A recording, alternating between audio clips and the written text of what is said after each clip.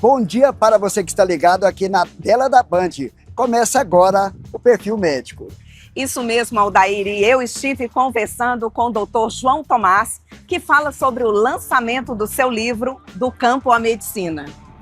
Eu estive conversando com o Dr. Glauber Pimentel e nós falamos sobre direcionamento para o medicamento personalizado.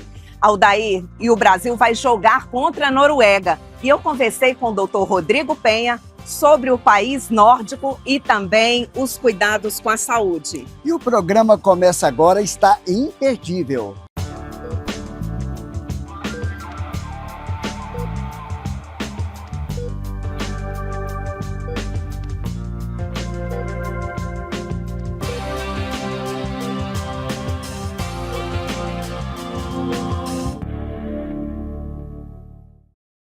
Neste domingo, o Brasil enfrenta a Noruega, um dos países com maior índice de IDH do mundo. E para falar sobre essas diferenças, nós vamos conversar com o médico cardiologista Rodrigo Penha, que faz a coluna Corações do Mundo e é um viajante, não é isso, doutor? E recentemente eu estive nos países nórdicos. Entre esses países nórdicos está a Noruega. Além de ser um país belíssimo, tem várias práticas lá do dia a dia que podem ajudar a gente para saber por que será que a expectativa de vida deles é 82 anos e no Brasil é 75, 76 anos. Será que existe diferença entre a população? Então, a gente está falando do IDH, que eles são líderes aí mundiais. E o que envolve esse IDH? O que está aí nesse índice? É interessante. Quando a gente analisa um país, e a gente quer saber como vivem as pessoas, existe a ONU, faz esse índice desenvolvimento humano, que vai pontuar de 0 a 1 o número para expectativa de vida, com a média da população, cultura, educação e renda per capita. Por incrível que pareça. Então a gente fala, por que eles estão ali competindo no primeiro lugar do mundo? Primeiro porque eles chegaram a um desenvolvimento humano onde a educação é a base de tudo. Então a educação faz com que eles se alimentem bem. Então, a educação faz com que eles diminuam a violência, que eles procurem com frequência o médico, que eles tratem bem a sua saúde, aprendem a cuidar de si próprio. Então, por isso que vivem mais. Então, o índice de desenvolvimento é alto. E a renda faz com que eles, tendo renda, não tendo dificuldade, que eles coloquem em dia sempre a vacina, os exames periódicos, coisa que a gente sabe que num país igual o Brasil, algumas pessoas têm que lutar ali no dia a dia e às vezes a saúde acaba ficando para o segundo lugar. Por isso que o nosso índice de desenvolvimento humano, quando a gente fala, nós estamos em 80º lugar no mundo. Então existem 79 países onde eles vivem melhor do que a gente, infelizmente. E na Noruega, eu estava lendo, tem a questão da saúde. A saúde é pública, que é uma diferença, é uma saúde pública de qualidade. Não é isso, doutor? Então, quando você anda, né, na capital, lá, você vê primeiro que não tem violência. Os museus, por exemplo, as pessoas não precisam de ter ninguém para cobrar o ticket para você entrar no museu, porque é natural. Os transportes públicos, é natural a pessoa pagar e ninguém precisa vigiar, ninguém precisa procurar. Você não precisa fechar o carro, você não precisa fazer nada, porque a educação das pessoas sabe que o que é seu, o que é meu, é meu. E além disso, as pessoas têm organização nas suas escolas, com a limpeza. Então, tudo isso contribui para que a pessoa tenha mais saúde. Não só saúde física, mas saúde emocional, saúde psicológica. Faz com que as pessoas atinjam o seu melhor potencial. E a saúde pública, ela ajuda porque ela é igual para todos. Todos têm saúde de qualidade, assim como todos têm também educação de qualidade. Isso ajuda muito quando a gente fala de saúde. Uma coisa bem interessante, a Noruega levou o próprio alimento, a própria alimentação para a Copa, por não confiar na alimentação dos Estados Unidos. Isso porque eles prezam muito a questão da alimentação natural, sem muitos conservantes.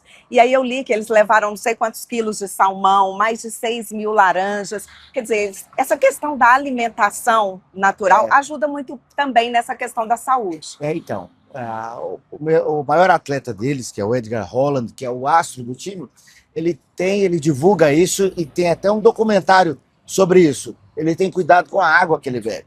Então ele leva o seu próprio purificador de água, porque ele tem cuidado com a água. Não come alimento ultraprocessado, alimento industrializado. Por isso que eles levaram ter o cuidado de comer alimentos naturais, comidas de verdade, com baixa gordura, com baixa caloria e que nutre bem. Não só isso, cuidado com o sol, de tomar sol na hora adequada, de ter um sono regular. Então, eles fazem questão de ter um sono exatamente como o organismo precisa, de descansar bastante. Isso tudo contribui com a saúde. Então, você vê que as pessoas são cuidadosas com a saúde. Por isso que eles levaram o seu próprio alimento para que não tenha nenhuma dificuldade durante o torneio da Olimpíada. Doutor, como cardiologista, nós temos aí fortes emoções pela frente, é mata-mata como o jogo passado. O brasileiro vai ter que ter cuidado com o coração nesse jogo também? Pois é, você sabia que aumenta o índice de infarto durante os anos que tem Copa do Mundo e principalmente no período do jogo? Então, o que a pessoa que está nos ouvindo, o que ela pode fazer? Eu posso ter um cuidado especial? Pode sim. Então, o que a gente fala? Primeiro, aquelas pessoas que tomam remédio, não deixar de tomar remédio porque vai tomar um copinho de cerveja ou vai tomar um vinho. Então, a primeira coisa, tome todos os seus remédios adequadamente. Não exagere, nem nas comemorações, nem nas comidas, nem na bebida, porque isso é um fator que pode levar ao infarto.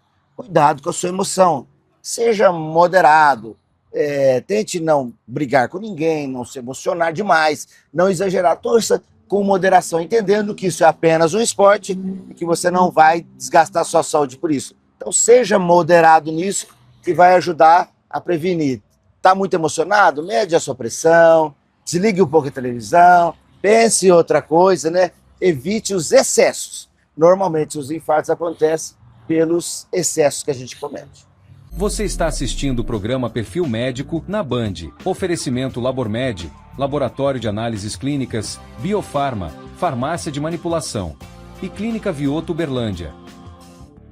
Dr. Glauber, qual é a importância de um tratamento personalizado, manipulados para os seus pacientes? Na medicina funcional, a gente costuma fazer uma pesquisa bem detalhada dos sinais e sintomas do que o paciente está relatando para a gente.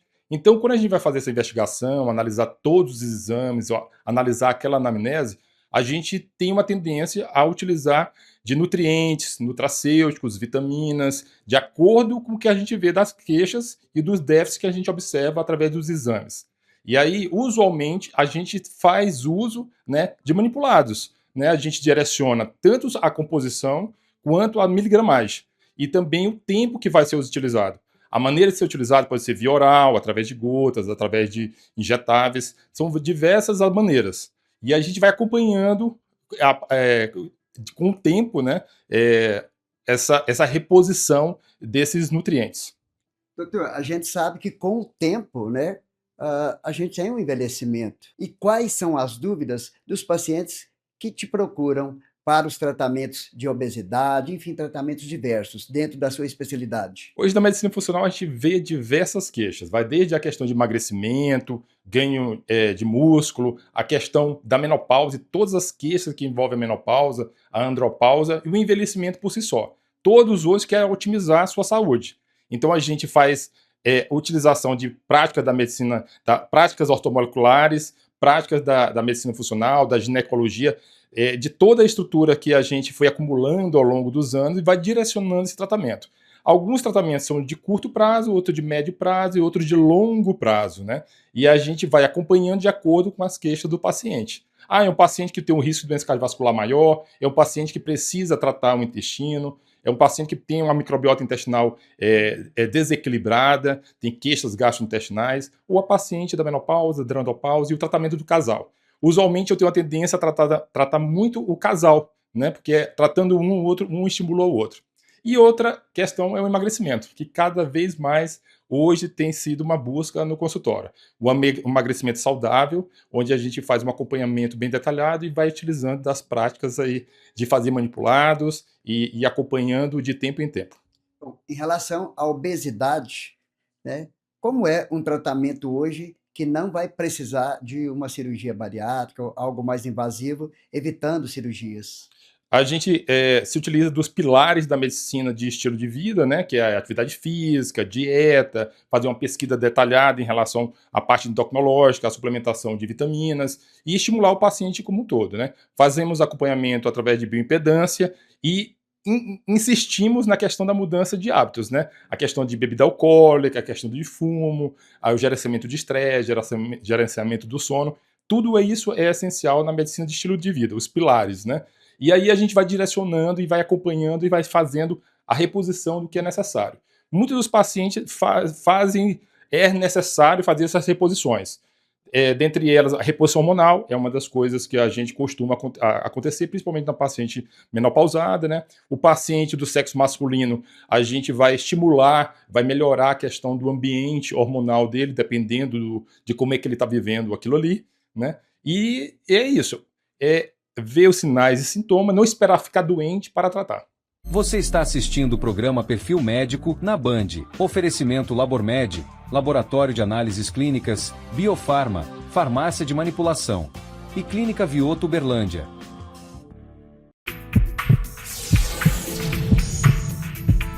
Doutor, o que é síndrome do coração partido? Você já ouviu falar? Meu nome é João Lucas, eu sou médico cardiologista e de vez em quando chega essa pergunta para nós. Bem, a maioria dos infartos do miocárdio acontecem por um mecanismo único, que é a ruptura de uma placa de gordura, que pode até nem ser muito grande, pode nunca ter se manifestado. De repente essa placa se rompe, junta um coágulo de sangue para tentar estancar a hemorragia causada interna nesse vaso sanguíneo e isso provoca uma obstrução. Entretanto, existem outros mecanismos de infarto, né? E a síndrome do coração partido é uma situação que simula um infarto. O indivíduo tem um estresse muito grande, seja um atropelamento ou uma ameaça de atropelamento, de assalto, um susto grande na família, a ruptura de um relacionamento, a perda de um ente querido, e aquele susto causa uma descarga de várias substâncias, como por exemplo a adrenalina que nós mesmos produzimos, e isso vai fazer um choque na microcirculação do coração. Ela vai fazer uma contração e o sangue vai deixar de chegar numa parte do coração por um tempo. E isso pode levar a uma simulação de um infarto, inclusive levando à morte. Ainda bem que, na maioria das vezes, a circulação sanguínea é restaurada e o coração acaba se recuperando após algumas semanas. Entretanto, no período que o coração está sofrendo por causa dessa agressão, ele pode levar a alguns distúrbios importantes como arritmia e insuficiência cardíaca. Portanto, mantenha calma em situações que possam te abalar, pratique meditação, procure ter um sono adequado, pratique atividade física e faça uma dieta saudável para que você proteja o seu coração e os seus vasos sanguíneos e fique longe desses sustos como a síndrome do coração partido. Você está assistindo o programa Perfil Médico na Band. Oferecimento Labormed, Laboratório de Análises Clínicas, Biofarma, Farmácia de Manipulação e Clínica Vioto Uberlândia. Ele é médico ginecologista, escritor, poeta e também cantor. Eu estou aqui com o médico João Tomás da Costa, que vai falar para a gente sobre o lançamento do livro Do Campo à Medicina. Doutor, como é que foi escrever esse livro? Como é que nasceu a ideia deste livro? Eu estava sempre lendo e escrevendo pequenos fragmentos.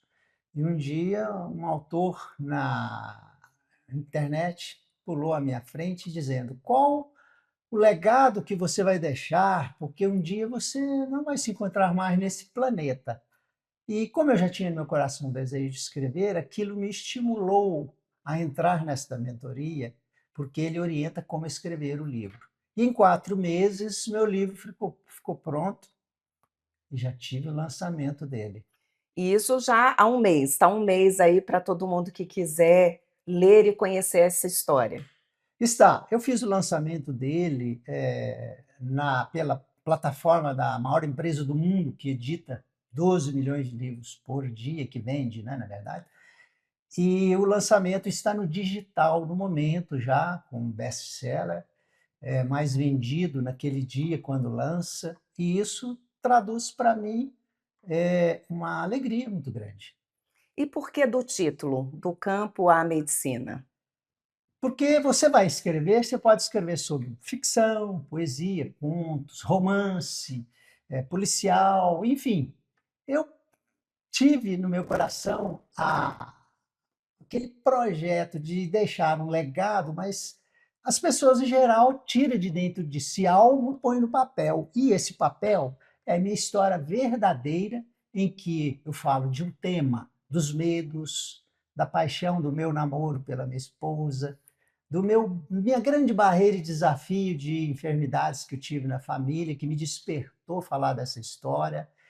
E aí isso foi a minha vocação, chamado para ser médico. Por isso que é do campo à medicina. Do campo porque eu morei até os 12 anos ali aprendi a entender a natureza, trabalhar com a disciplina bem firme e rígida do meu pai, a minha mãe como trabalhadora firme, e ele criar 12 filhos, eu ser o oitavo, foi um grande desafio para eles, concorda?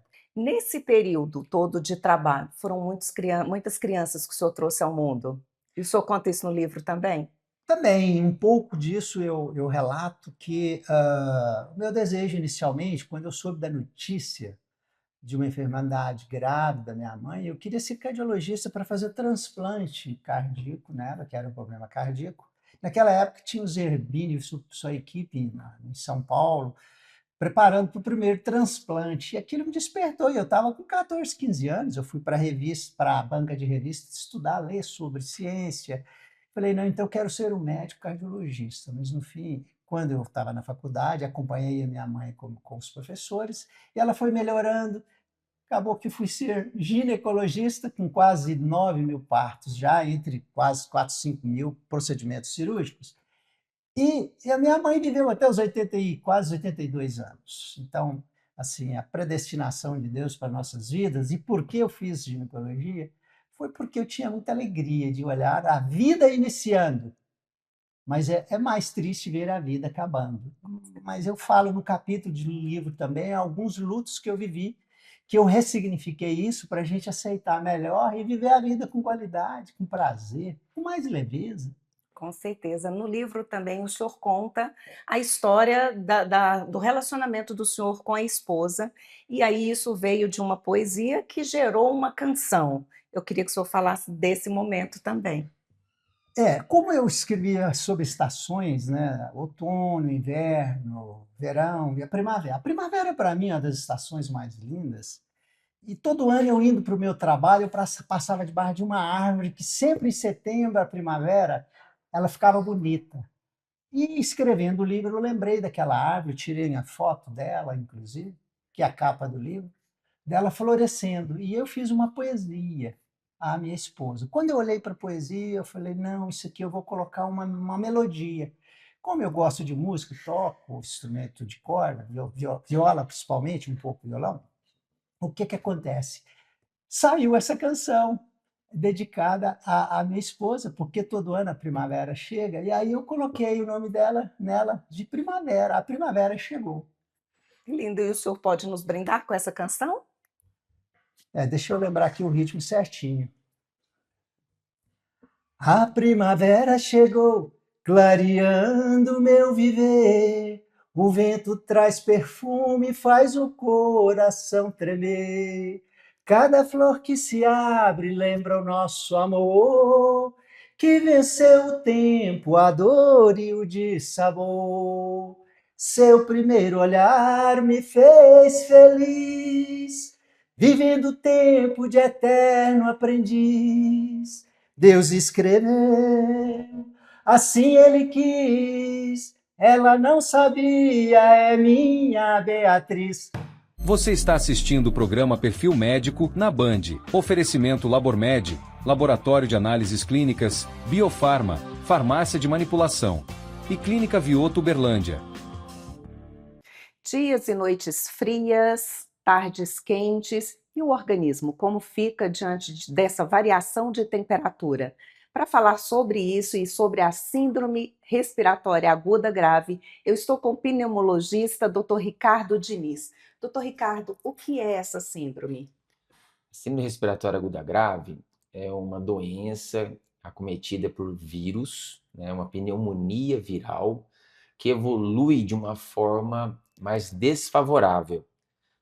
A pessoa acaba desenvolvendo um quadro gripal e com gravidade, né? Evolui para uma falta de ar, essa falta de ar com um mal-estar importante, um estado febril importante também, muitas vezes até com queda de pressão, tontura, mal-estar importante. E o que realmente chama atenção é a falta de oxigênio, cai o oxigênio da pessoa, né? Fica um oxigênio abaixo dos limites satisfatórios do corpo. E isso é o que denota, né, o fato de ser grave. No Brasil já foram notificados esse ano quase 100.000 casos da síndrome. O senhor falou aí de alguns sintomas importantes que devem ser observados, mas quando o paciente, a pessoa define ou tem a diferença entre uma gripe e uma síndrome, assim, quando procurar um médico para saber sobre isso?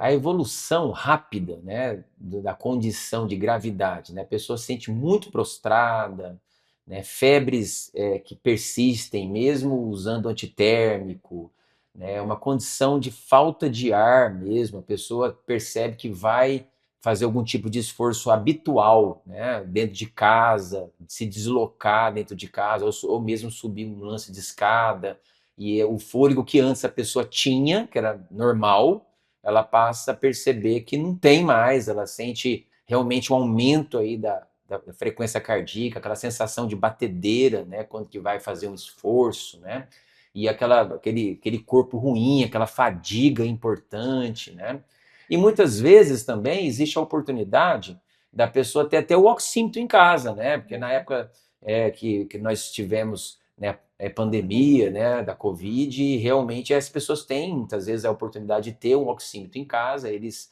podem tentar fazer a aferição e ali percebe que a saturação está caindo, né, muitas vezes abaixo de 92, abaixo de 90%, né, e aí a pessoa pode realmente perceber que está acontecendo algo mais grave, que aí realmente não pode demorar para procurar um pronto atendimento. Existem grupos de risco ou não? Qualquer pessoa está sujeita a contrair essa síndrome? Não, tem grupo de risco, né?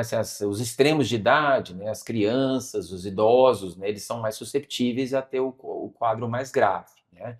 As pessoas com doenças que têm imunossupressão, né? Usa corticoide cronicamente, ou algum outro medicação que reduz a imunidade da pessoa, né? As pessoas com doenças crônicas, né? Que têm diabetes, né? Pessoas que têm uma insuficiência cardíaca, ou mesmo doença do pulmão crônica, né, que pode também desenvolver o quadro mais grave, né? Mas pode acontecer com pessoas também com imunidade competente, né, e que sejam jovens, né? Então essa situação, apesar de mais frequentemente atingir essas pessoas mais susceptíveis, pode atingir também pessoas sem comorbidades. E o tratamento? O que seria o tratamento para isso?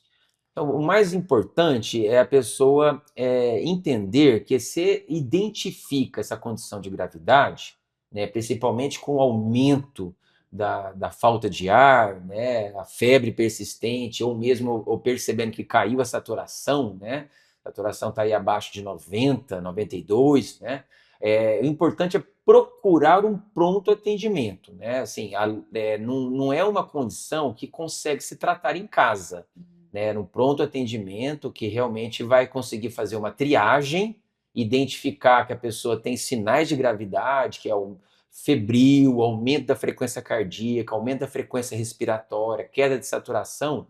Aí essa pessoa vai entrar num protocolo, que é um protocolo de identificar realmente se é uma síndrome respiratória aguda grave. Aí vai ser feito, tentar fazer uma identificação do vírus através de um swab nasal, né? Que aí pode identificar se é o vírus influenza, se é o Coxsackie-2, né? Que é o vírus da Covid, ou mesmo o vírus sincicial respiratório, né? Que são os vírus mais comuns que causam essa síndrome. E aí existe antivirais, né? São medicações que podem ser prescritas, principalmente respondem melhor quando são prescritos no início do quadro, né, que aí tem realmente uma condição de reduzir a replicação viral e aí a evolução mais desfavorável da doença, né? Então, o tratamento é procurar rapidamente um pronto atendimento, instituir ali um diagnóstico mais rápido através do swab nasal, né? Assim que identificado o vírus, aí existem os antivirais específicos para cada uma desses vírus, né? Não é um único não é um único antiviral que é prescrito, é específico para cada vírus. Aí é prescrito o antiviral e aí o suporte, né? Oxigênio quando precisa, hidratação, descartar alguma infecção bacteriana que pode estar coexistindo com o quadro viral. Aí, muitas vezes, suporte de UTI, controle da pressão arterial, uma hidratação e verificar como é que está o funcionamento renal também. Então, aí é um suporte mais de hospital. Mas o importante mesmo é ter o diagnóstico mais rápido, para prescrever o antiviral mais rápido e instituir o tratamento de apoio, né? Se tiver uma infecção bacteriana concomitante, prescrever o antibiótico para também tratar a bactéria, né? Certo. É uma doença, então, que pode levar a óbito e tem como a gente prevenir os cuidados para a prevenção disso, principalmente essa época de mudanças de clima? Sim. Eu costumo usar uma frase no consultório que parece uma coisa muito comum, né? Mas vale a pena, né? É fazer o básico bem feito, né? A gente muitas vezes não faz o básico bem feito. Então, assim, manter a saúde com atividade física regular, uma boa alimentação. Uma boa alimentação não significa fazer reposição de vitaminas, né, dessas de farmácia. É uma boa alimentação, né? Variar em verduras, frutas, realmente ter uma quantidade proteica suficiente, né? E atividade física, uma boa hidratação, né? A pessoa procurar realmente tomar água, porque essa época do frio a gente não sente sede, né? Lembrar que a transmissão viral é feita pelas mãos, né? Então, lavar as mãos, evitar de colocar as mãos nas mucosas, né? Boca, nariz, olho, que é assim que a gente se contamina. A gente coloca as mãos em cima das superfícies e coloca nas mucosas. E esse é o mecanismo de contaminação, né? Então, lavar as mãos antes de contato com as mucosas é muito importante. E antes de contato com as pessoas que a gente vai ter contato no dia a dia, né? Então, lavar as mãos é uma prevenção muito importante. A etiqueta, né, da tosse, a pessoa está tossindo ali, né? Vai se proteger, né? Vai usar máscara se ela estiver tossindo, né? E as vacinas, né? As pessoas têm que acreditar que as vacinas podem proteger. E essas vacinas elas têm que ser contra a influenza anualmente, contra a Covid ela pode ser atualizada até 2 vezes por ano, né? Então as vacinas realmente são importantes. Então a mensagem que fica é prevenção, os cuidados e, caso de algum sintoma, procurar a ajuda médica o quanto antes para se evitar danos maiores. Exatamente isso. Você está assistindo o programa Perfil Médico na Band. Oferecimento Labormed, Laboratório de Análises Clínicas, Biofarma, Farmácia de Manipulação e Clínica Vioto Uberlândia. Margarete, o nosso programa termina aqui. A gente deseja para você um bom final de semana. E lembrando que domingo tem Jogo do Brasil e a gente vai torcer bastante, Margarete. Com certeza, mas se você quer conferir esse programa na íntegra, entre no YouTube e também nos nossos canais nas redes sociais. E se você quer entrar em contato conosco, ligue neste número no WhatsApp.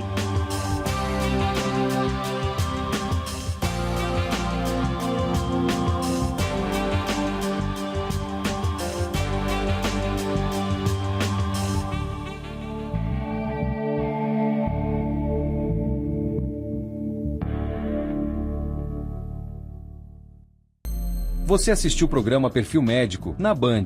Oferecimento Labormed, Laboratório de Análises Clínicas, Biofarma, Farmácia de Manipulação e Clínica Vioto Uberlândia.